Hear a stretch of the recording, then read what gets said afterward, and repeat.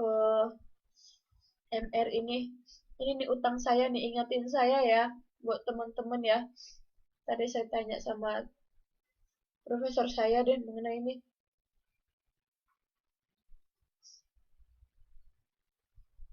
Andanya tambahan produk output, benar. Itu tadi ya, kayak serbuk kayu tadi kan bisa diolah lagi. Jadi ada tambahan lagi produk yang bisa dihasilkan, yang bisa memberikan keuntungan juga ya kepada perusahaan. Itulah sebenarnya berbisnis ini. Kita harus mampu mengolah semuanya itu. Harus berpikir, harus mempunyai ide-ide lah. Gitu. Sejauh ini ada nggak teman-teman yang mau bertanya nih?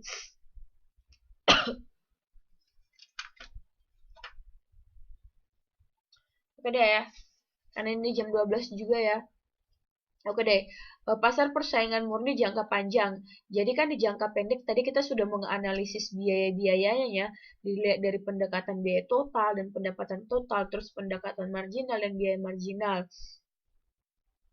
Jadi untuk di persaingan murni jangka panjang ini hampir sama juga, kita lebih melihat dari biaya total, biaya totalnya juga kita juga memprediksi semuanya itu dari biaya-biaya itu, tapi mungkin di perbedaannya itu antara jangka panjang dan jangka pendek ini adalah di jangka panjang efek yang ditimbulkan oleh perbedaan antara biaya total dan biaya marginal itu dapat menggeser yang namanya elastisitas, kurva-kurva elastisitas penawaran dan permintaan. Seperti itu. Dikatakan di sini, analisis jangka panjang melihat bagaimana penyesuaian-penyesuaian yang terjadi mempengaruhi harga maupun kuantitas output yang diproduksi. Bila jangka panjang tercapai, maka harga akan sama dengan MC jangka panjang dan output akan diproduksi pada tingkat di mana biaya rata-rata total adalah minimum. Sama juga, tadi juga kan ngomong dengan MC juga kan. Bila harga lebih tinggi daripada biaya total rata-rata, maka keuntungan ekonomis yang terjadi akan menarik perusahaan-perusahaan baru untuk masuk ke dalam industri tersebut. Nah, jadi di dalam jangka panjang ini efeknya itu bukan hanya kepada harga saja. Kalau yang pertama kan dengan adanya biaya total, dengan adanya biaya marginal dapat mempengaruhi bagaimana keputusan eh, harga yang dilemparkan kepada masyarakat. Tapi di jangka panjang ini kita lebih dampaknya itu lebih luas, tidak hanya kepada efek elastisitas penawaran, kurva-kurva permintaan dan penawaran saja, tapi ini juga sudah dapat menimbulkan perusahaan-perusahaan baru untuk masuk ke dalam industri tersebut. Jadi ini efeknya itu lebih besar aja. Terus dikatakan di sini uh, impact, impact, impact, dampak perubahan pendapatan dan teknologi. Uh, jadi di sini ada yang dikatakan bahwa dampak perubahan pendapatan dan teknologi dari sisi permintaan.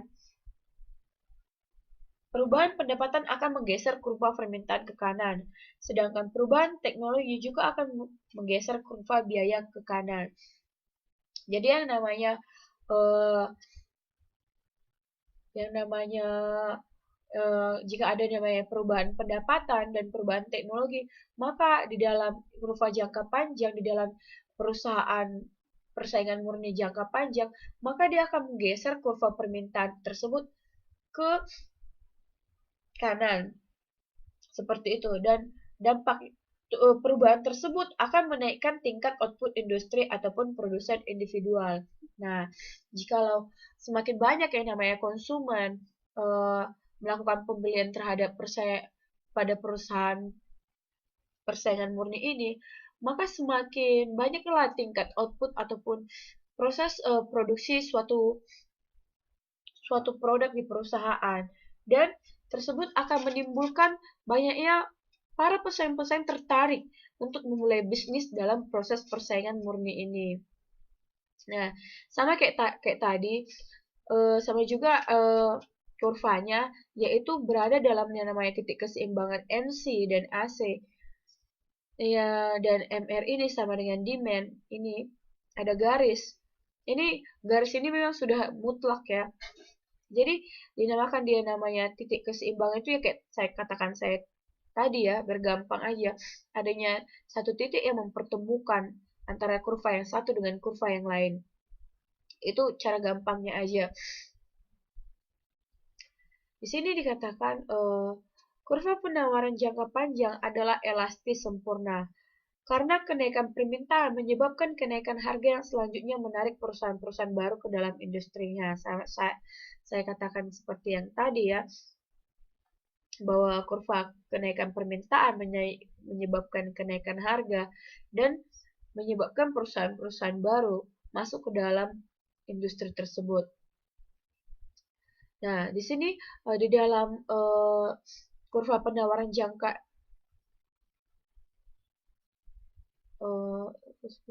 oke, nggak apa-apa Mas Ajis. Dan di kurva penawaran jangka panjang ini dapat menimbulkan yang namanya efek ekonomis.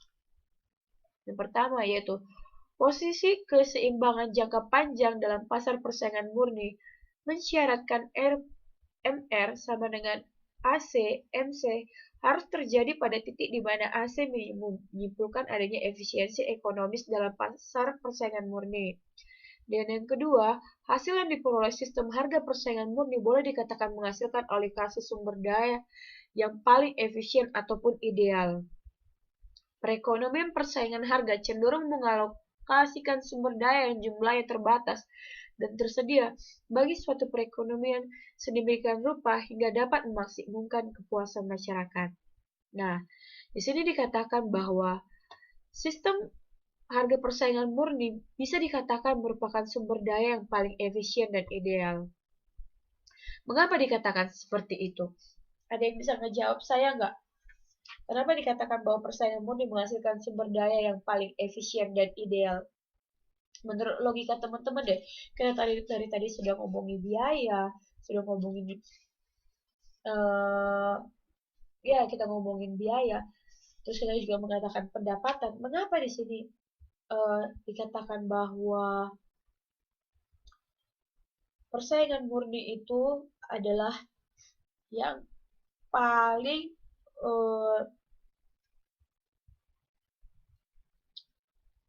yang paling apa ya? Ada pada ya. Yang paling ideal di dalam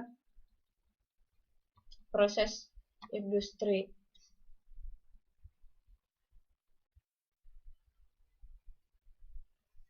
Karena oke, bisa jadi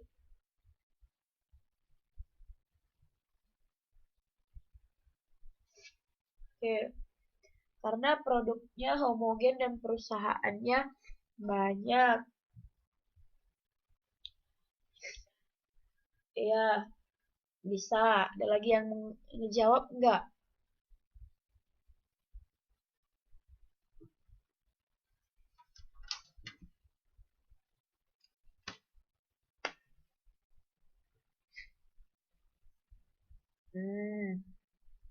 Terima kasih Mbak Ani.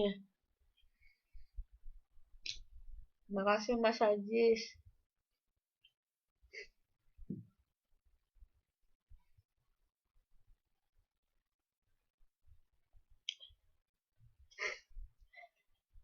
Iya Mbak Silawati.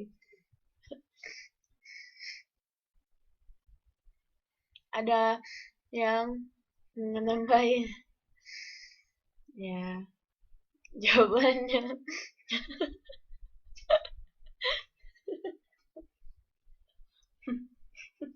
Oke, bagaimana nih? Nah, ada nggak yang bisa ngejawab? Mengapa dikatakan bahwa persaingan? Benar-benar yang kata Mbak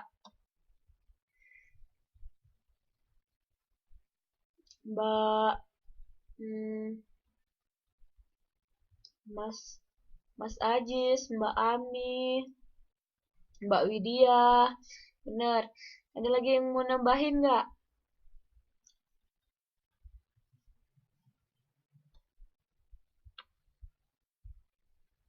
Oke deh.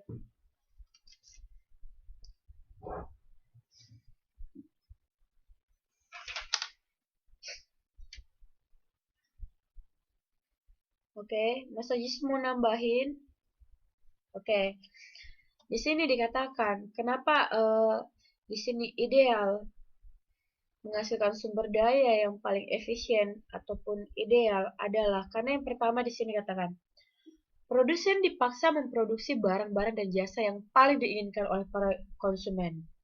Nah, karena dipaksa untuk memproduksi barang dan jasa yang paling diinginkan oleh konsumen, maka bisa dilakukan penghematan terhadap sumber daya kan?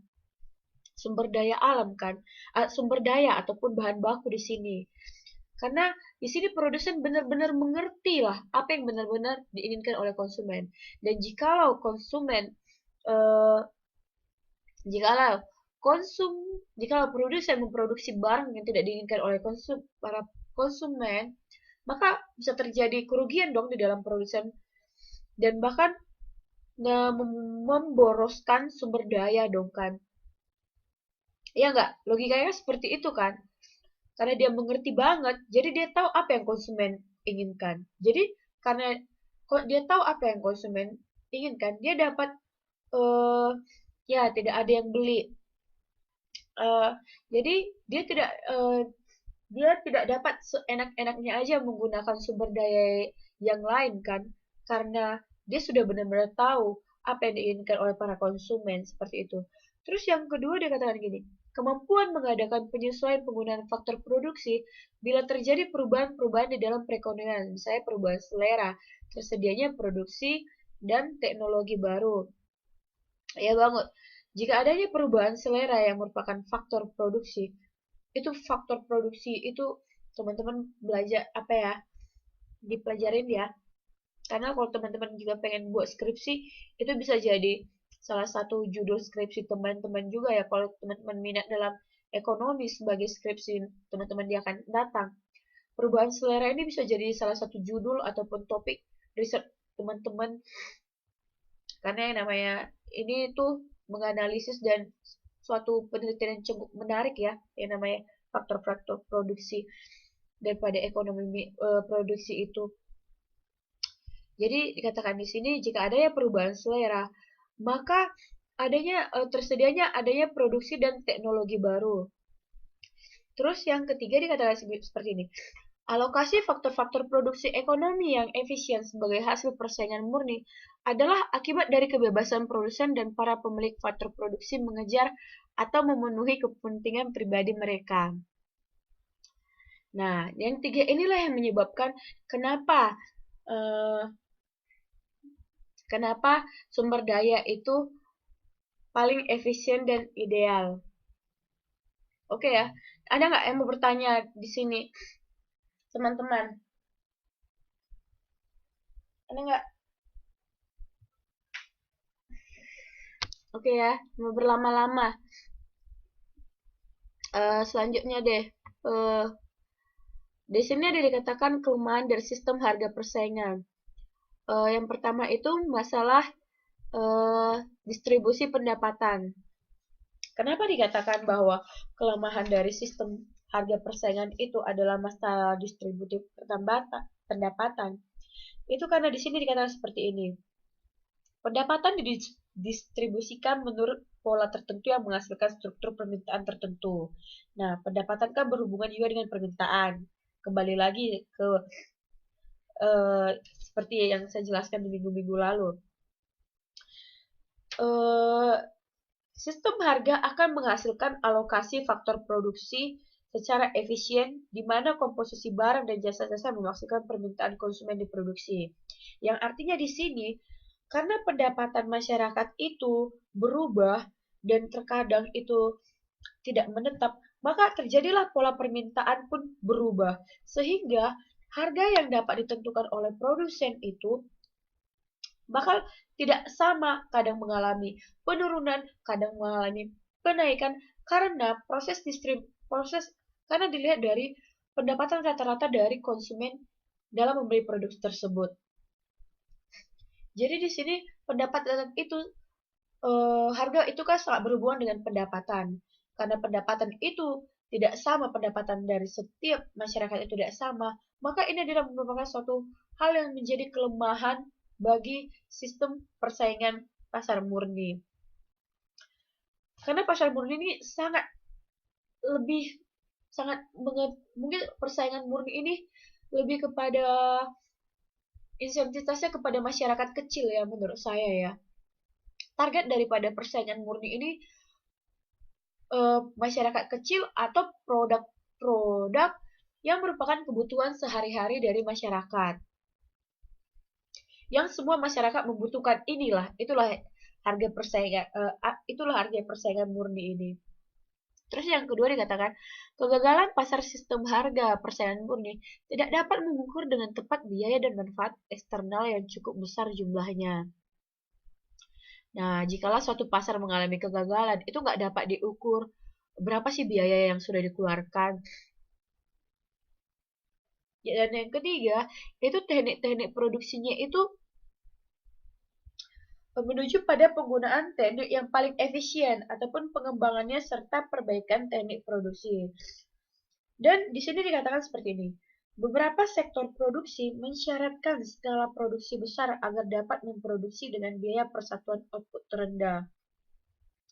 Pertama, karena pasar atau industri persaingan murni berciri adanya banyak sekali produsen kecil-kecil menghambat pencapaian skala produksi besar yang memberikan biaya produksi terendah. Seperti itu. Jadi teknik-teknik produksi ini, jikalaupun dia melakukan teknik-teknik produksi yang mengeluarkan biaya yang besar yang cukup besar, itu tidak terlalu berdampak terhadap harga pada persaingan murni ini. Terus yang terakhir itu mempersempit rentang pilihan konsumen. Dikatakan di sini barang-barang yang diproduksi dan dijual oleh perusahaan dalam industri persaingan murni merupakan produk yang sama dan homogen. Maka tak banyak pilihan tersedia bagi konsumen. Oleh karena itu, pilihan konsumen hanya kepada itu-itu saja. Seperti produk pertanian itu kan, ya pilihan konsumen hanya itu-itu saja, tidak ada perbedaan daripada produk tersebut. Karena tadi kayak kata Mbak Widya tadi katakan itu homogen seperti itu. Oke. Modul 5 dan selesai. Sampai di sini ada pertanyaan dari teman-teman. Oke deh. Ada pertanyaan dari teman-teman?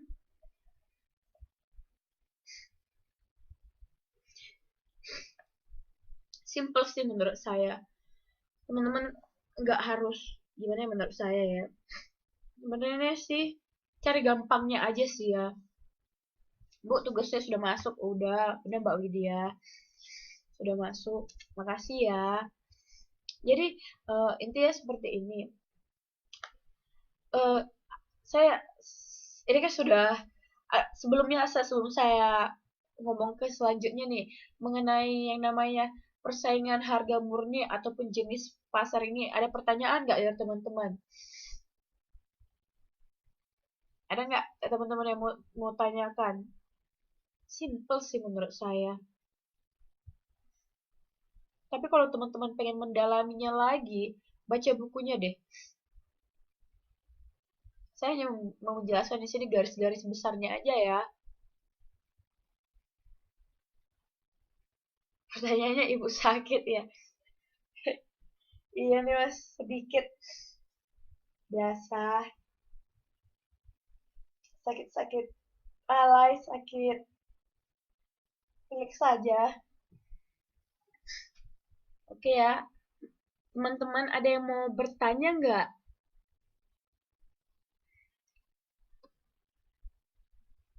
Halo, halo, halo. Sebelum saya lanjut nih, sebenarnya saya banyak sih yang mau saya omongkan ya. Mudah-mudahan teman-teman masih mendengar ya. Sebenarnya saya sangat ada mau yang saya diskusikan dengan teman-teman nih. Cukup, Bu. Oke.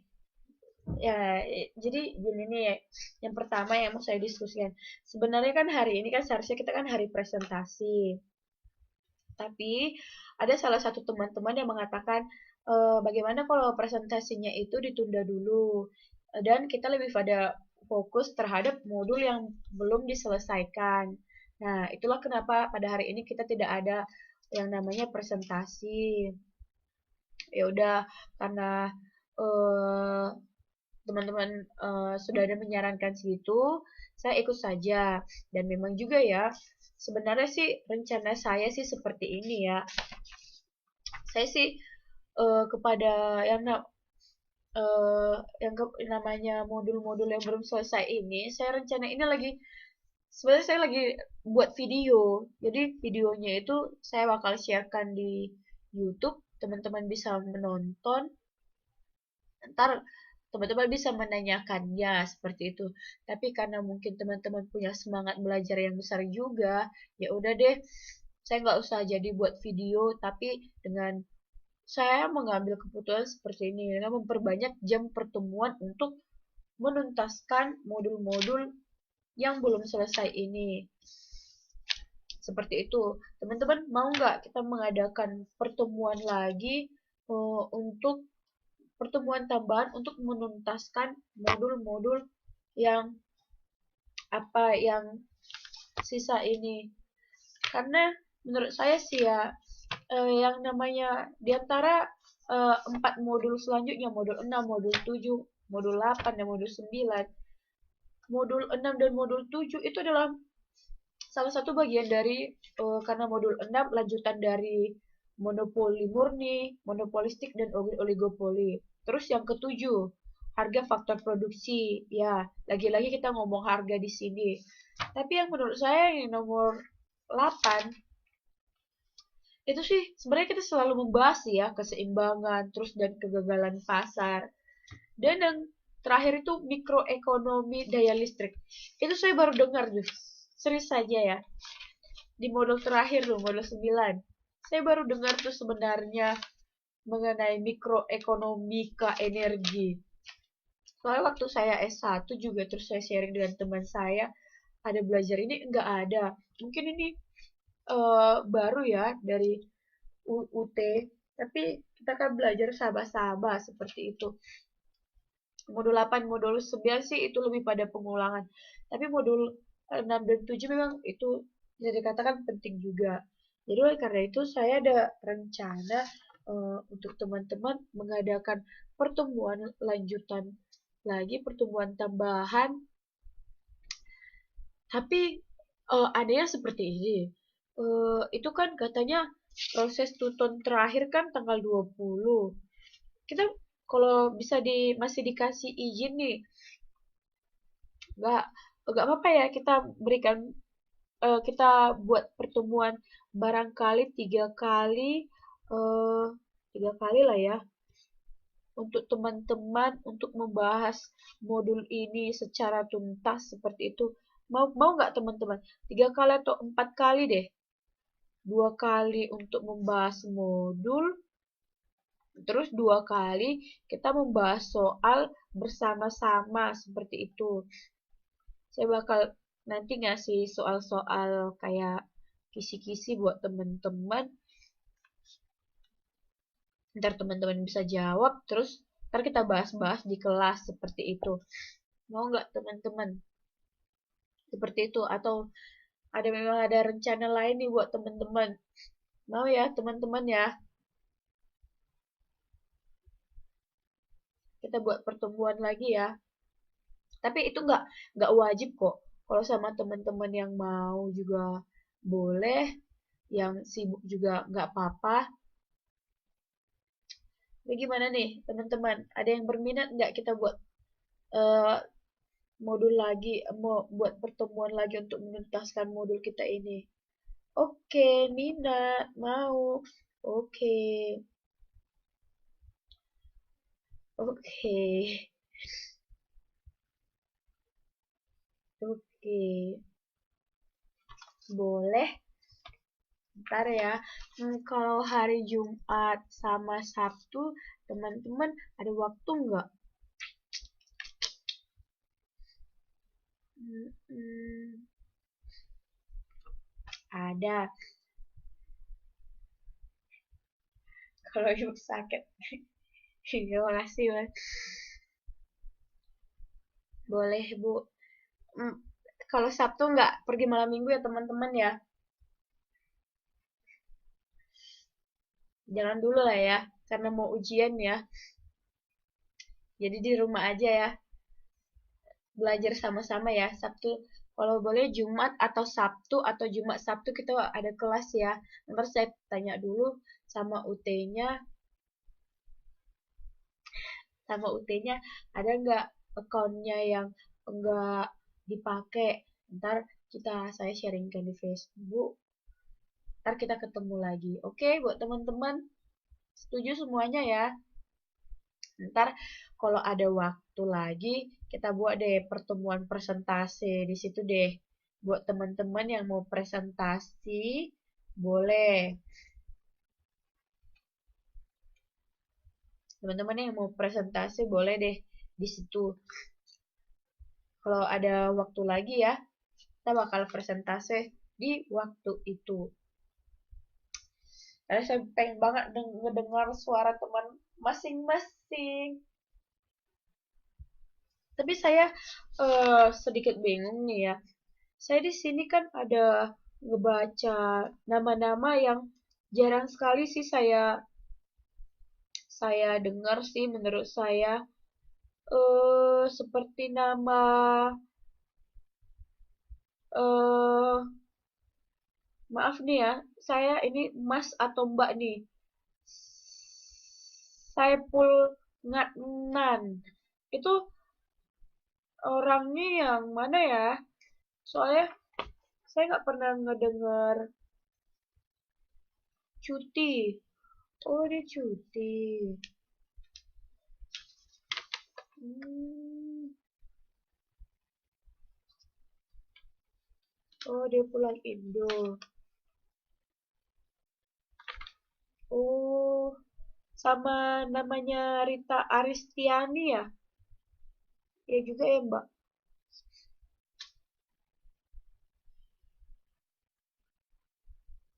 Iya. Oh, ini sih agak jarang sih. Tapi pernah sih saya tahu namanya. Tapi mungkin agak jarang. Ya, Ramiah deh. Ramiah. Ramiah saya juga jarang mendengar. Ada yang tahu nggak di mana Mbak Ramiah? Oh, ada TTM kemarin hadir. Ntar saya absen dulu lah ya. Mas Arik saya oke, Eko Widodo, Mbak Endang Lestari, Evriana oke, Fani Puspitasari oke. Mas Firdaus agak jarang sih sebenarnya. Mas Joko juga jarang juga. Mbak Juwita ya, oke Sumiati. Lia Krisnawati hari ini datang ya Mbak Lia ya. Sebentar ya Mbak ya, jangan tidur dulu ya. Terus Muhammad Mas Nur, oke, no, Ramia ini cuti, oke. Mbak Sulastri, oke. Ya tuh, oke, Susawati, Dewi Awamida. Mbak Yuli Camidah, Mbak Ami, oke. Mbak Suyati, oke deh. Iya bener. Mas Firdaus, Mas Joko orangnya sibuk bener. Tolong diingatin ya teman-teman. Terus gini sih, kan masalah tugas yang kedua. Sebenarnya gini, sebenarnya saya cerita nih ya. Memang sih, menurut saya ya, nilai itu sih sebenarnya tidak menggambarkan teman-teman menggambarkan kita sebenarnya ya, nilai itu. Itu hanyalah angka atau nomor, itu bukan menggambarkan kita sebetulnya. Tapi menurut saya, nilai itu adalah salah satu bukti keseriusan kita kepada segala sesuatu. Entah itu entah nilai di sekolah, entah dinilai di eh, masyarakat, itu adalah suatu bukti. Entah itu buktinya benar ataupun enggak, itu terserah, tapi salah satu bukti. Jadi, seperti ini, hubungannya dengan yang apa saya sampaikan seperti ini.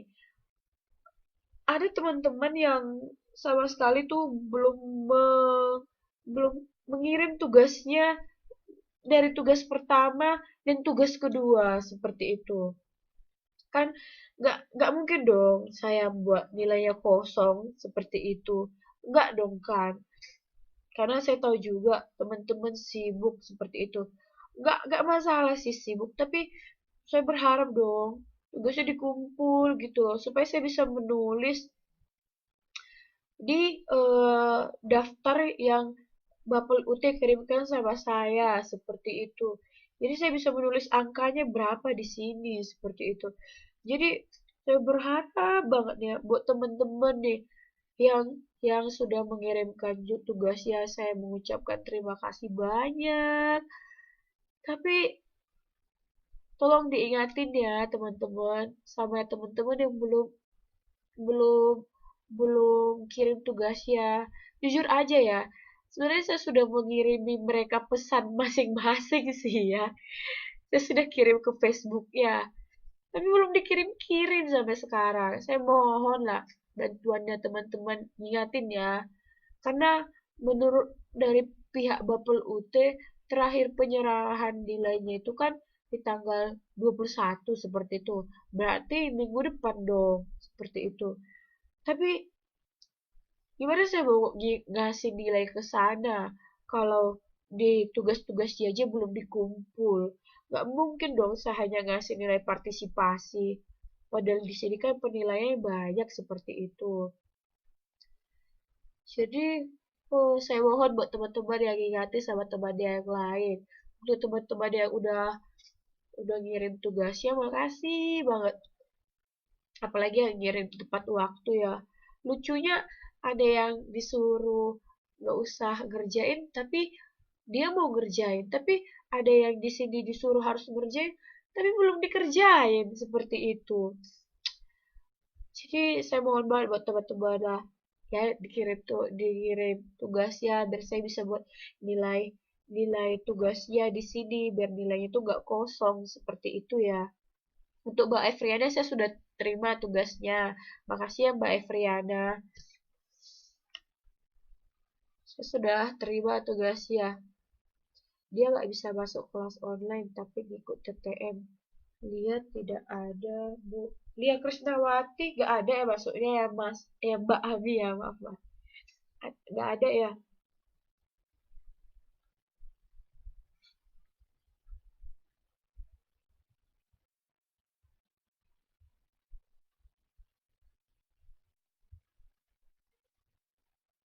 Oh, kok UT ya ada ya ngasih namanya sama saya. Oke deh, nggak masalah tuh.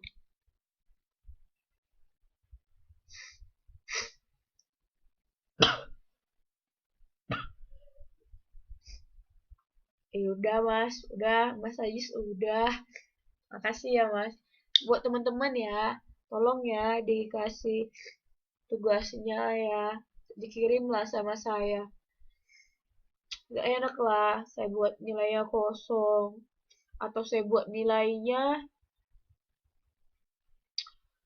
padahal teman-teman yang lain sudah ngerjain, tapi dia saya kasih nilai, teman-teman sudah ngerjainnya tuh eh, capek semalaman gitu. Tapi dia yang nggak ngerjain apa-apa bisa dapat nilai kan gak enak seperti itu. Ya udah deh. Ada pertanyaan nggak? Ada pertanyaan lagi nggak? Jadi eh, pertemuannya kalau nggak di hari Jumat, Sabtu ya. Oke nih, maaf nih ya. Lagi-lagi nih 12.41. Ya udah deh. pertanyaan nyusul. Oke, makasih. Makasih ya buat semuanya ya Mbak-mbak, Mas-mas yang udah ikutin kelas ini. Udah ngeluangin waktunya, tetap semangat ya, jaga kesehatan. Jangan seperti saya. Oke. Bye-bye. Selamat malam semuanya. Saya istirahat dulu. Bye-bye semuanya.